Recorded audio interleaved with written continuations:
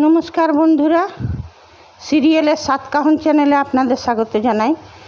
চলে এসেছি চিরসখার সাতকাহন নিয়ে। বন্ধুরা, আজকে একটা জিনিস ভালো হলো, অ্যাওয়ার্ড শোয়ে যখন কমলিনী চিরসখা বলে পরিচিতি দিল, মানে স্বীকৃতি দিল স্বতন্ত্র বোসকে, এটা খুব ভালো জিনিস। কিন্তু বাড়িতে যখন এলো, মিঠি এত অসভ্যতা করলো, বলল, যখন কমলিনী বলল যে মিঠি দেখ, আমি 5 লাখ টাকার প্রাইজ পেয়েছি আরও উপহার, নিজের তো কখনো রোজগার করিনি, আজ আমি নিজের রোজগারের টাকা দিয়ে তোদেরকে কিছু উপহার দিতে চাই। মানে মিঠি এমনভাবে জবাব দিল, আর যখন নতুন বলতে এলো, নতুনকেও বিশ্রীভাবে অপমান করলো। রাইটার কি করে পারে এত একটা মানুষকে বেঈমান বানাতে? এত বিকৃতি মানসিকতা না হলে এমনিভাবে বিকৃত বেঈমান মানুষ বানানো যায় না। মিঠির অসভ্যতা হচ্ছে একদম চরম সীমাতে আজকে চলে গেল। এতগুলো বাড়ির লোকের সামনে নতুনকে, কমলিনীকে অপমান করলো। পুরো বাড়িটা আজ মানে যাকে বলে সবাই মিলে কমলিনীকে অপমান করতে লাগলো। একটা সিরিয়ালের নায়িকা যে লিড, তার এত অপমান আমরা দেখতে পারি না। আর যখন শুরু থেকে দেখানো হচ্ছে যে স্বতন্ত্র আর কমলিনীর সেই নোংরামির সম্পর্ক নেই, ওরা তো সখায়, ওদের ভালোবাসার সম্পর্ক আছে, কিন্তু সেটা খুব পবিত্র। আর সেইটাকে বিকৃত এত করা হয়ে মানে রাইটার মেকার্সরা কি মেসেজ দিতে চাইছে? আর মিঠি বেঈমান, মিঠি প্লুটোর জন্যে এত দুঃখ হচ্ছে। যখন প্লুটো বেঁচে ছিল, যখন ওকে বুঝাতে চাইছিল, তখন তো বুঝলো না।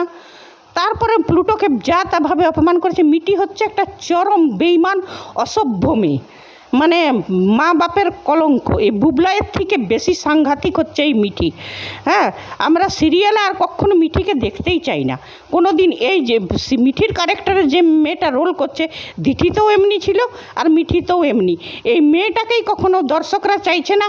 মেয়েটার উপরে এত ঘেন্না হয়ে গেছে যে দর্শকরা চাইছে না যে এই মেয়েটাকে আর কোনো সিরিয়ালে দেখে। সে যাই হোক, কমলিনী বলল যে মিঠি, আজ তুই এমনিভাবে অপমান করলি, এরপরও তুই কি হারালি তুই বুঝতে পারলি না। নতুন কাকু আর কোনো দিন জীবনেও তোদের দিকে, যখন একদিন সময় আসবে যে তোদেরকে দেখতে চায়, তোকে দেখতে চাইবে, তো তোর মানে এর ক্ষমা চাইবি তোরা, এর মানে দরকার পড়বে, তোদের প্রয়োজন হবে, কিন্তু সেদিন নতুন কাকু তোদের দিক থেকে মুখ ফিরিয়ে নিবে। তখন বলছে না, আমরা সেরকম দরকার আমার পড়বে না। কিন্তু নতুন বলল যে না, সেটা আমি পারবো না, এদেরকে আমি সন্তান ভেবেছি, এদের দুঃখে আমি কখনো সরে থাকতে পারবো না। সে তো নতুনের ভালোত্ব। কিন্তু মিঠি যে বাড়ির লোকগুলোকে এত নোংরা কথা বলার সুযোগ করে দিল, এর জন্য মিঠিকে দর্শকরা কোনো দিন ক্ষমা করবে না। পরে একটা প্রোমো দেখেছি যেখানে মিঠি একা চুপি চুপি যেয়ে পরে নতুন কাকুকে বলছে ওর মায়ের সামনে আর কুর্চির সামনে যে নিজের মেয়ে হলে তুমি ছেড়ে যেতে পারতে। তো সেগুলো তো তুই একা চুপি চুপি, তুই বাড়ির লোকের সামনে সেইগুলো বল, তুই নিজের কথাগুলোকে ফিরিয়ে দে। কিন্তু মিঠিকে দর্শকরা কোনো দিন আর মানে ক্ষমা করতে পারবে না এই মিঠির চরিত্রটাকে। মানে রাইটার্স দিনে দিনে সিরিয়ালটার শাকটা একদম ফেলে দিল, একদম কদর্য। অসুস্থ মানুষরা এবারে এই সিরিয়ালটা দেখতে ভয় পায়, যাদের ব্লাড প্রেশারের সমস্যা তারা দেখতে ভয় পায়। আমি বুঝতে পারি না যে এই রাইটার্স মেকাররা সমাজে কি বার্তা দিচ্ছে। ওরা কি চাইছে নাকি যে ডাক্তারের ডিসপেন্সারিগুলোতে ডাক্তাররা আরও বড় লোক হোক, অসুস্থ হোক, এইসব সিরিয়াল দেখে দেখে রক্তচাপে ভুগে, ব্লাড প্রেশারে ভুগে করে ডাক্তারের কাছে ছুটে যায়? এটাই চাইছে কি মেকার্সরা? না দুনিয়ার থেকে লোক, ভারতবর্ষ থেকে লোক কম করবার জন্যে, চাहे যারা এই সিরিয়ালটা দেখে তাদেরকে মারবার জন্য এই সিরিয়ালটা দেখাচ্ছে? মানে অতির একদম নিম্নমানের রুচির কথাবার্তা, বস্তি কালচার, জানি না এইগুলো কোথায় কোন শিক্ষিত ভদ্র ফ্যামিলিতে এইগুলো বলে। আর তারপর সোহিনী যে এত বড় বড় কথা বলছে, এখানে কমলিনীকে একদম মাটির পুতুল সহ, খালি এতটুকু প্রতিবাদ যথেষ্ট নয়। কমলিনীর মানে কমলিনীর দরকার ওকে ঘেঁটি ধরে বার করে দিতে চুলের মুঠে ধরে। তবে নতুন যেমন ওর স্বভাব, যেমন ওর শিক্ষিত, তেমনি মানে ভদ্র মর্জিত ভাষাতেই বলল বর্ষাকে যে তোমরা আমাকে প্রভোগ করো, তোমাদের প্রত্যেকটা কথার আমি জবাব দেব, এবারে আর মুখে বলবো না, আবার কাজে করিয়ে দেব, দেখিয়ে দেব। আর চন্দ্রকেও বলল যে তুই আমার বন্ধু, এতদিন স্পেয়ার করেছিলাম, কিন্তু যেদিন আমি নিজের আপাতে চলে আসবো সেই দিন তোকে আমি জেলে পাঠাবো সারা জীবনের জন্যে, এটা তুই মনে রাখিস।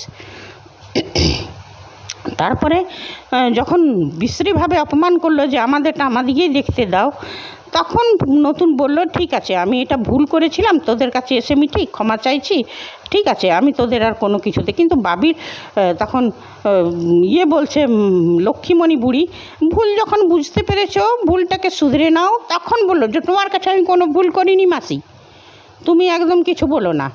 এই বুড়ি মানুষও এত বেঈমান হয়? তখন ওই কী নাম বলে, মানে ওই সোহিনীর তো কথাগুলো শুনতে আমার গা পিত্তি জ্বলে যাচ্ছিলো, দর্শকদের সবারই। ও আবার বড় বড় কথা বলছে। তো কমলিনী বলল যে তুমি অন্যের বাড়িতে আছো আর তুমি কিসের বড় বড় কথা বলছো। তবে কমলিনীর এইটাও বলা উচিত ছিল যে মনে আছে হোটেলে 9,000 টাকা দিতে পারানি, সেই জন্য আমার কাছে এসে টাকাটা নিয়েছিলে।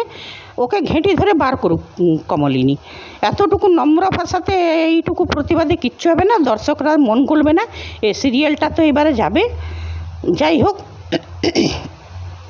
কিন্তু সোহিনী বলছে যে মিঠি তো এতদিন ছিল, এখন মিঠিও অপমান করতে লাগলো। এই বাবিল এখন বাবিলও কিছুদিন পরে করবে, কেউ আপনাকে এই বাড়িতে ঢুকতেই দিবে না।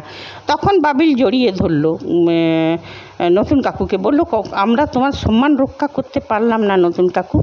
কিন্তু এটা বাবিল বুঝিয়ে দিল যে কখনোই ও পাল্টাবে না, কুর্চিও। আর কমলিনীও বলল যে তোমাকে আমি গোটা জীবন বন্ধু মানি, আর তোমার কিছু বললে জীবন আমি তোমার মানে পক্ষেই থাকবো। এইসব কথা বুবলাই, বর্ষা, এদের নোংরামের কথা এইবারে বলি আমি।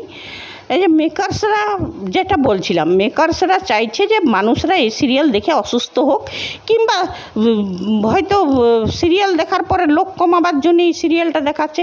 কত লোক অসুস্থ হয়েছে, রাইটার্সের কানে যায় নাকি এত নোংরামি ডায়লগ। আর কমলিনী একদম মাটির পুতুল বানিয়ে, এবারে তো কমলিনী ক্যারেক্টারটার উপর লোকের ঘেন্না ধরে যাচ্ছে। ও নিজের, আর মিঠি এত বেঈমান, এত কোনো মানে নিজের মাকে কোনো সন্তানরা এত নোংরাভাবে অপমান করে, নিজের যে বাপ তুল্য নতুন কাকু, যার খেয়ে পড়বে এত মানুষ বেঈমান হয়, সেইটা এই সিরিয়ালটা না দেখলে বোঝা যেত না। এক বড় ছেলে বুবলাই কুলাঙ্গার, সে মাকে দিনের পর দিন বইয়ের কথায় অসভ্যতা করে যাচ্ছে। আর বর্ষা কোন মুখে বড়, নিজের ওর কীর্তিগুলো ভুলে গেছে। আর মিঠি এত বেঈমান, যার খেয়ে পরে তুই মানুষ হলেই তাকে তুই আজ বলছিস। আর মিঠি কত বড় মানে বেঈমান তো বটে, কত স্বার্থপর মেয়ে, নিজের দুঃখটাকে বড় করে দেখলি।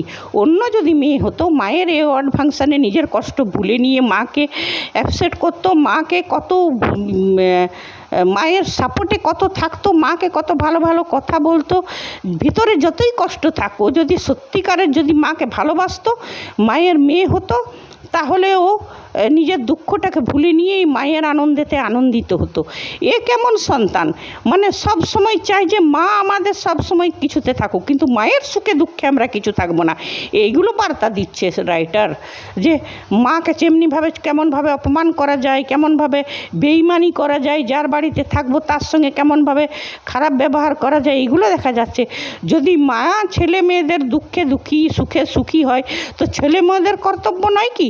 কমসে কম মিঠির কর্তব্য ছিল না কি আজকে কমলিনীর খুশিতে নিজেকে খুশি হওয়া, কমলিনীর দুঃখ আনন্দটাকে সবাই মিলে আনন্দ করা? কিন্তু সে করলো না, কমলিনীর আনন্দের দিনটাতে সব থেকে খারাপভাবে ব্যবহার করলো। এইবারে মিঠিকে যদি রাইটার সোনার মতন বানিয়ে দেয়, মিঠিকে যদি একদম গঙ্গা জলের মতন বানিয়ে দেয়, কিন্তু এইবারে দর্শকরা কোনো দিন মিঠিকে ক্ষমা করবে না, মিঠির চরিত্রটাকে কোনো দিন দেখতেই চাইবে না। হ্যাঁ, এইটা দেখলাম প্রমোতে যে মিঠি যে নতুন কাকুকে ন্যাকামি করে বলছে, কিন্তু সেটা তো তুই একা বলছিস, তুই বাড়ির লোকের সামনে যে অপমানটা করেছিলি তার কি হবে? তো এই মিঠির চরিত্রটা এবারে দর্শকদের চোখে একদম এত ঘেঁটে গেল, দর্শকরা এই মেয়েটাকেই পছন্দ করবে না আর কোনো সিরিয়ালে। তো রাইটার্সদের এটা মন দিতে হবে যে একটা ভদ্র শিক্ষিত মধ্যবিত্ত ফ্যামিলি নিয়ে যখন তুমি সিরিয়াল দেখাচ্ছ, তখন সেটা রাখো, তার তুমি শাকটাকে ফেলো না, তাকে তুমি এত নিচে নামিও না। কেন কি ভদ্র শিক্ষিত নম্র ফ্যামিলির লোকরা এত নোংরা নয় যত তুমি নোংরামি করাচ্ছ।